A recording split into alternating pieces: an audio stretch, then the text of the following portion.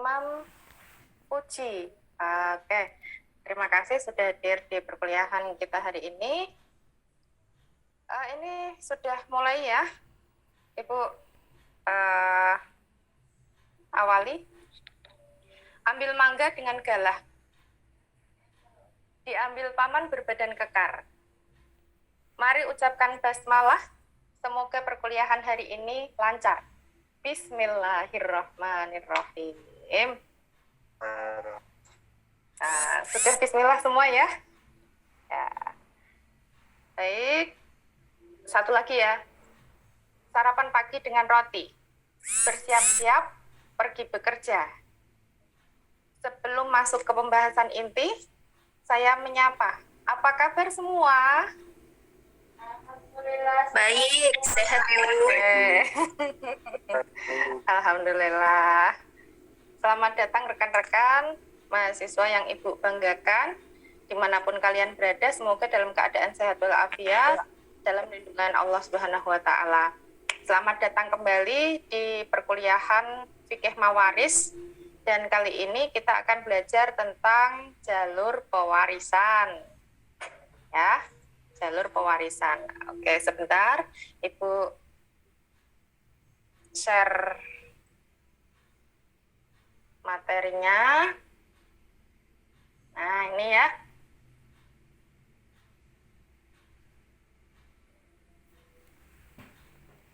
Topik kita hari ini adalah jalur pewarisan. Yang tujuannya nanti adalah mahasiswa kalian ya, dapat mendeteksi secara benar tentang jalur seseorang bisa mendapatkan harta waris setelah mengikuti perkuliahan kali ini. Kalian bisa mendeteksi secara benar tentang jalur seseorang bisa mendapatkan harta waris setelah mengikuti perkuliahan ini. Nah, teman-teman, ini kan kita baru saja kuliah Fikih Mawaris, baru 2 kali pertemuan. Ibu ingin tahu dulu tentang pendapat kalian mengenai perkuliahan Fikih Mawaris. Mungkin ada yang merasa deg-degan, Bu, takut kalau ketemu angka, khawatir nggak bisa menghitung, dan lain sebagainya. Atau justru senang, Bu, ketemu waris, karena dulu saya matematikanya selalu juara, gitu ya. Nah, Ibu pengen tahu satu persatu jawaban dari kalian.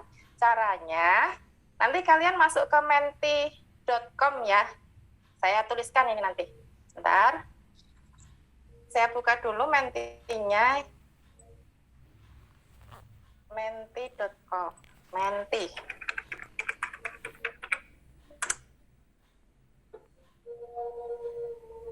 Mentimeter ini adalah salah satu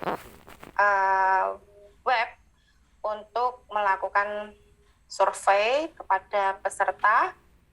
Nah, ini sudah bisa dipakai. Saya ingin Anda masuk ke menti.com. Kodenya 5691 6563. Saya buka layar menti saya ya.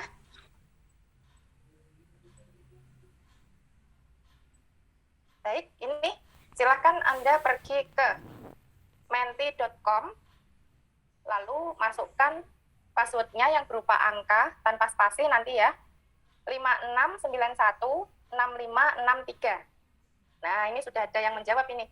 Menarik. Wow, saya jadi penasaran kenapa jawabannya menarik gitu ya. Silakan teman-teman pergi ke menti.com ya. Lalu masukkan kode 5691 6563.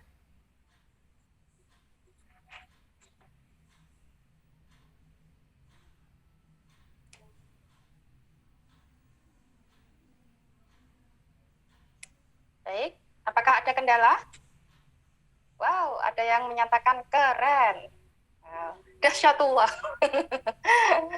Dahsyat dari Allah gitu ya.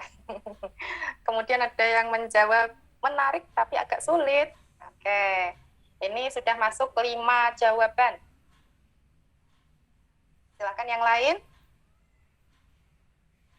Masih ada 3 lagi. Silakan. Dahsyatullah, keren, menantang, menarik. Ada yang menarik tapi agak sulit. Susah tapi pengen bisa. Ya, susah tapi pengen bisa. Bagus nih.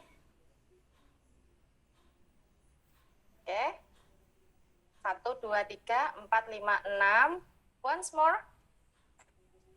Satu lagi. Silakan. Ada yang kesulitan? Oke. Saya sudah mendapatkan 7 jawaban. Keren, menarik, menantang, susah tapi pengen bisa, dahsyatullah, sangat bermanfaat, menarik tapi agak sulit. Baik.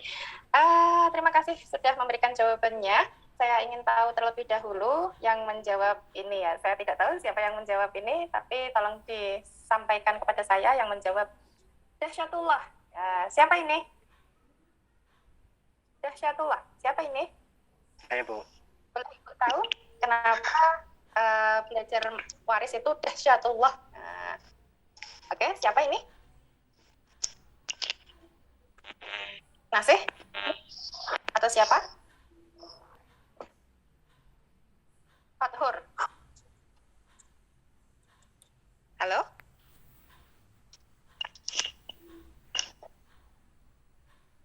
Oke, masih lama menjawab ya. Mungkin sinyalnya kurang bersahabat. Baik, yang menjawab susah. Oh, sorry. Menarik tapi agak sulit. Siapa ini? Saya, Laila. Oke. Siapa ini namanya? Laila? Iya, Laila. Oke, menarik tapi agak sulit. Di mana sisi menarik belajar waris, Laila? Ya, menariknya itu kan pasti waris itu pasti gitu loh di apa ya, di kehidupan nyata itu pasti akan ada pembagian waris. Itu kan menarik gitu ya, Bu. Kayak secara saya juga harus tahu, oh ternyata itu pembagian waris itu seperti ini. Harusnya itu hitungannya seperti ini, seperti mata kuliah. Nah, tapi agak sulit bagi saya yang menyukai matematika, hitungan saya tidak suka, jadi agak sulit. Oke, terima kasih Mbak Laila. Menarik tapi agak sulit. Menarik karena ini terkait dengan kehidupan kita, real ada masalah ini, tapi agak sulit karena nanti kita harus menghitungnya. Baik, yang berikutnya, menantang. Boleh tahu siapa yang menjawab menantang ini? Saya, Bu. Nabila. Satu Nabila. Boleh Ibu tahu ini menantangnya dari aspek apa? Ya menantang, soalnya belum tentu semua belum tentu semuanya itu bisa gitu. Karena juga saya suka tantangan, tapi ya saya enjoy dalam mengikuti mata kuliah waris ini. Gitu. Wow, keren sekali jawabannya ya. Semoga kalian betul-betul bisa memiliki semangat tinggi untuk belajar waris mulai dari pertemuan awal sampai pertemuan akhir nanti. Tapi Ibu jamin dengan Bu Mahda nanti perkuliahan waris ini tidak serumit, tidak menyusahkan, tidak sesulit yang Anda bayangkan. Saya jamin Anda mudah memahami mata kuliah ini, gitu ya. Kemudian kalau sudah Ibu ketahui pendapat Anda, pendapat kalian tentang mata kuliah waris, baiklah, Ibu akan mulai ke pembahasan utama. Nah, pembahasan utama adalah nih, ya, jalur pewarisan. Ada yang tahu harta waris? Harta waris itu kira-kira harta yang mana ya? Kalau kasusnya seperti ini, ada yang tahu? Nah, ini Ibu beri gambaran singkat tentang gambar yang ada di hadapan kalian. Seorang suami dan istri menikah. Nah, sebelum menikah itu suami memiliki harta yang berupa sawah. Kemudian yang istri itu sudah memiliki harta yaitu berupa mobil, gitu ya. Kemudian mereka menikah, setelah menikah luar biasa sekali, mereka bisa memiliki rumah, bisa membeli emas batangan. Dan akhirnya lahir 2 anak yang menggemaskan ini. Kemudian ada usaha peternakan sapi. Wow, harta mereka luar biasa. Ada rumah, ada emas batangan, ada anak-anak, ada sapi-sapi, ditambah lagi yang putra, yang laki-laki sebelumnya sudah memiliki sawah, yang perempuan atau istri sudah memiliki mobil. Pernikahan mereka berlangsung bahagia, akan tetapi takdir berkata lain. Ternyata beberapa waktu kemudian si suami meninggal. Meninggal. Nah, kemudian innalillahi wa inna ilaihi raji'un. Begitu ya. Kalimat tarjih harus kita lantunkan kalau mendengar musibah. Karena sesungguhnya segala sesuatu itu kita berasal dari Allah dan akan kembali kepada Allah. Nah, kembali ke permasalahan gambar ini, Ibu ingin Anda menjawab, dengan kasus yang seperti ini, harta waris untuk si istri itu yang mana? Nah, gitu ya. Pertanyaan saya begitu, harta waris untuk si istri itu yang mana? Baik. Kita kembali ke Mentimeter. Saya akan melihatnya. Sebentar. Mentimeter saya ada di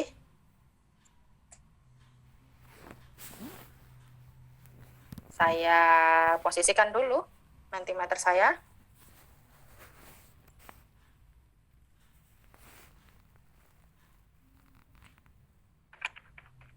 Kembali ke Mentimeter. Nanti kalian silakan menjawab. Di sana harta waris dari keluarga ini itu yang mana? Gitu ya. Silakan dilihat. Apakah sudah tampak di layar Anda? Belum? Oke, Ibu belum share screen. Nah, sekarang sudah share screen. Sekarang Anda bisa melihat kasusnya tadi. Ya. Nomor berapa saja harta warisan si suami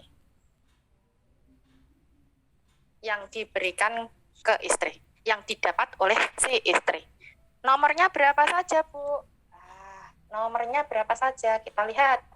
Tadi yang nomor 1 adalah mobil ini, nomor 2 adalah sawah, nomor 3 adalah rumah, 4 ini, 5 anak-anak ini, 6 sapi-sapi ini. 1, 2, 3, 4, 5, dan 6. Silahkan dijawab di Mentimeter tadi.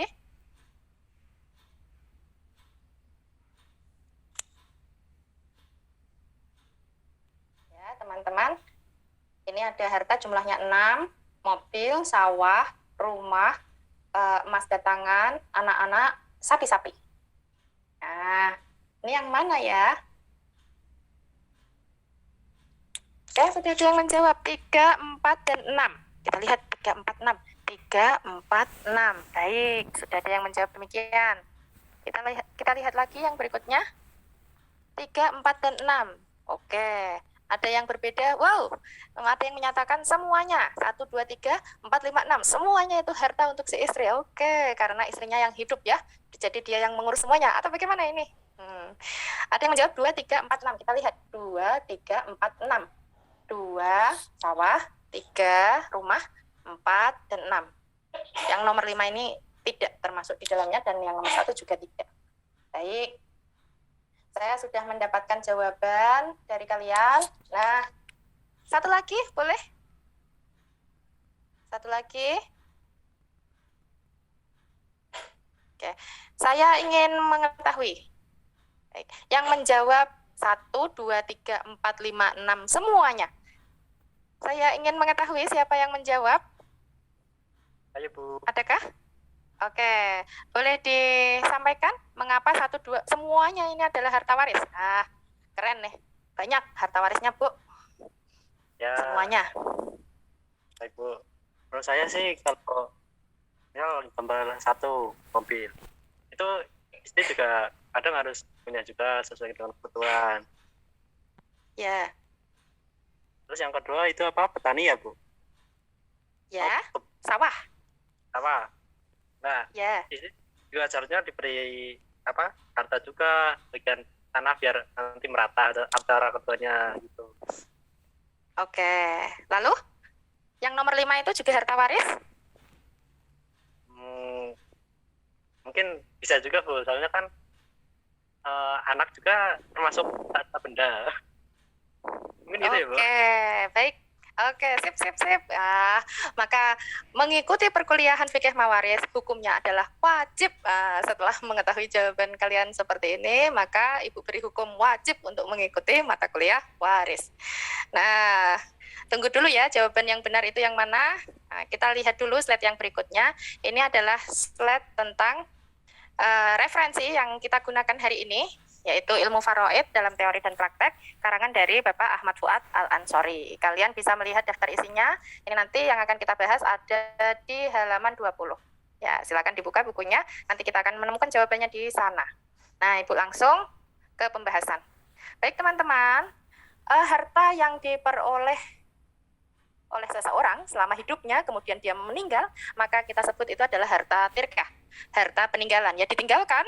Nah, mereka ketika seseorang meninggal, wafat, itu mereka dikubur, maka seluruh hartanya ditinggal. Ditinggal. Harta peninggalan si mayat itu kita sebut tirkah. Nah, ini ada bagannya.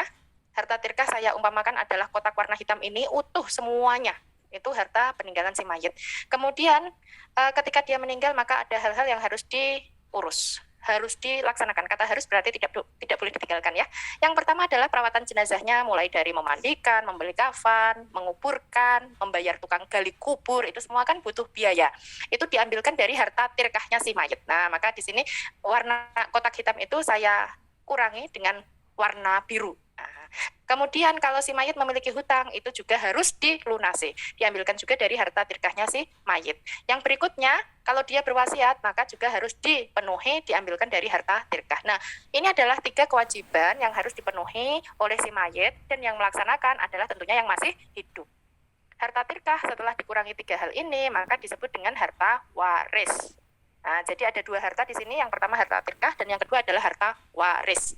Nah, kalau kejadiannya adalah suami istri seperti persoalan gambar tadi, maka yang termasuk harta warisnya itu adalah ini, 1 dan 2. Yang pertama, harta gonogini. Harta gonogini itu adalah harta yang diperoleh setelah mereka menikah.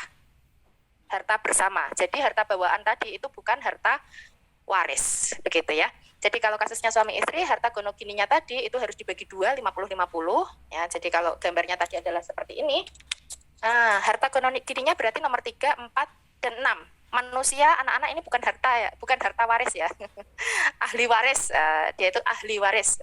Harta itu yang berupa benda mati ini. 3, 4, dan 6. Kalau rumahnya segede ini berarti dibagi 2. 50 miliknya istri, 50 miliknya mayit. Kalau emasnya ada 4 berarti dibagi 2. 2 batang milik istri, 2 batang milik si mayit. Kalau sapinya ada 3 berarti 3,5. Atau pembagiannya yang warna putih dibagi 2, yang coklat dibagi 2, yang kecil ini dibagi 2. Yang separuh untuk si istri, yang separuh untuk si mayit. Nah, jadi mayit meskipun sudah meninggal, dia tetap memiliki harta. Harta itu yang nantinya digunakan untuk melakukan atau menunaikan 3 kewajibannya tadi, ya. Tuh.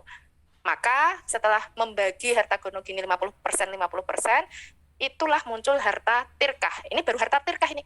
Nah, nanti kalau sudah dikurangi 3 kewajiban ini, maka barulah itu keluar yang namanya harta waris. Begitu ya. Selanjutnya, kita lihat. Nah, ini kita sudah mulai masuk ke pembahasan inti, yaitu jalur pewarisan. Seseorang bisa mendapatkan warisan kalau dia apa? Nah, jawabannya singkat saja. Yang pertama adalah karena dia masih memiliki hubungan darah. Kita sebut itu adalah jalur nasab. Begitu ya. Jalur nasab, ini ada 3. 1, 2, 3. Furu, usul, dan khawasi. Furu itu adalah anak keturunannya si mayat. Usul itu adalah orang-orang yang membuat si mayat itu hadir di muka bumi ini. Kemudian khawasi itu adalah saudara-saudara si mayat. Prioritasnya 1, 2, 3. Diprioritaskan anak-anak dulu. Yang pertama adalah jalur nasab, kemudian yang kedua adalah jalur zaujiyah, karena pernikahan. Jadi maka istri tadi mendapatkan harta waris. Kenapa kok bisa? Oh iya, karena dia adalah istri. Zaujiyah dari si mayit, jalur zaujiyah. Kemudian yang ketiga adalah jalur wala atau jalur pemerdekaan budak. Nah, yang mendapat, jadi kalau seseorang memerdekakan budak, maka kemudian budak itu menjadi orang merdeka juga. Kalau si budak itu meninggal dan dia tidak memiliki ahli waris sama sekali, maka orang yang pernah memerdekakannya itu menjadi ahli waris si mantan budak tersebut. Jadi jelas ya, di sini ada jalur nasab, jalur zaujiyah, dan jalur wala. Oke, ini ya. Selanjutnya ada apa? Nah, kalau ada persoalan seperti ini, ada 3 keluarga, keluarga Nasution, keluarga Panjaitan, dan keluarga Hutapea. Di sini aku ada gambar aku ya, di sini sebagai keluarga Hutapea, ini menikah dengan keluarga Nasution, Nana Nasution. Nah, Nana kemudian meninggal, maka yang menjadi ahli warisnya adalah jelas orang tuanya dan aku. Orang tuanya menjadi ahli waris karena sebab nasab, begitu ya. Sedangkan aku menjadi ahli waris Nana karena sebab zaujiyah. Sedangkan keluarga Panjaitan bagaimana? Mendapatkan harta waris atau tidak dari si Nana? Tentu tidak, karena Panjaitan ini adalah tetangganya Nana Nasution. Begitu ya. Jadi Anda sudah bisa mendeteksi sekarang ya, siapa-siapa yang bisa mendapat harta waris. Dari jalur nasab, kemudian dari jalur zaujiyah, lalu dari jalur wala. Nah, materi kita sudah berakhir teman-teman. Sebentar, Ibu akan menengok